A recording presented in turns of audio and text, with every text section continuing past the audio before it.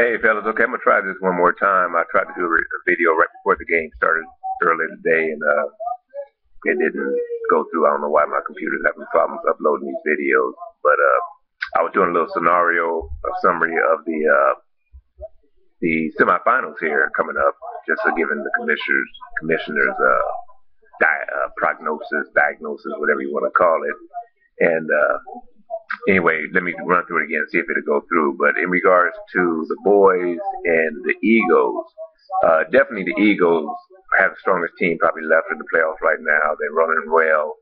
Bill made a good pickup, something he normally doesn't do, but he made a good pickup of Alexander, the receiver from San Diego, who's been playing well for him. And we doesn't know Adrian Peterson's on fire.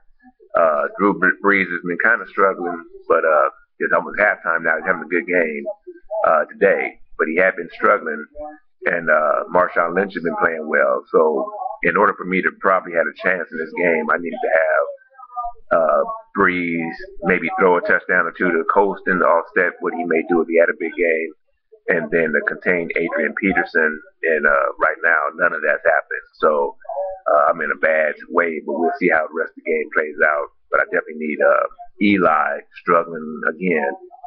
I'm going to definitely have to find me a quarterback throwing interceptions and not doing anything. And even my kicker's not doing anything because he's missing field goals, so they're going for 4th and 1 or 2 at the 10-yard line and doing stupid stuff like that. So kind of know how the flow of the games go, and this game ain't flowing too well, so I'm going to have to find a miracle to catch up to Bill right now.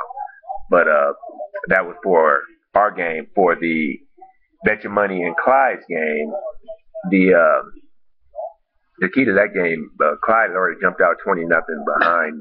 Pretty decent games from Ben Jarvis, Green Ellis, along with A.J. Green.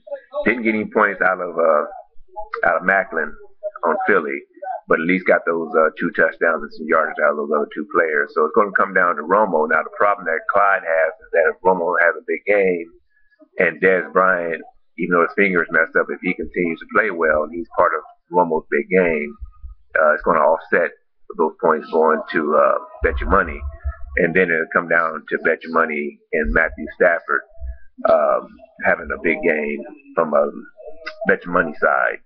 So right now that game at halftime is 28-14, and looks pretty good. I mean, it's going to be an interesting game. It's definitely still up in the air.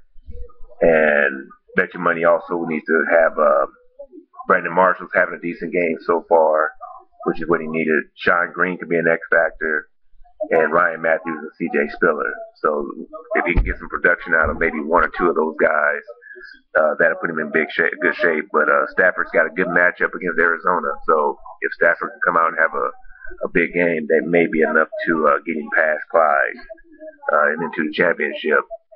Like I say, otherwise Clyde needs to have a pretty good game out of let me see, 28-15 now.